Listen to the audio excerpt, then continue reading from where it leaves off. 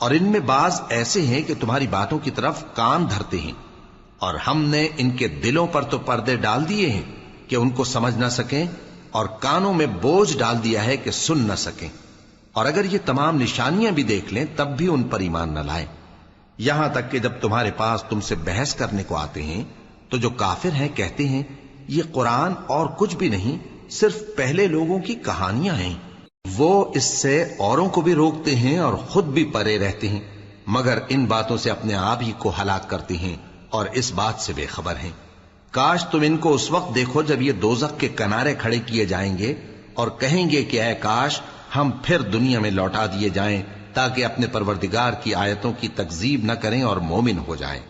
ہاں، یہ جو کچھ پہلے چھپایا کرتے تھے آج ان پر ظاہر ہو گیا ہے، اور اگر یہ دنیا میں لوٹائے بھی جائیں تو جن کاموں سے ان کو منع کیا گیا تھا وہی پھر کرنے لگے۔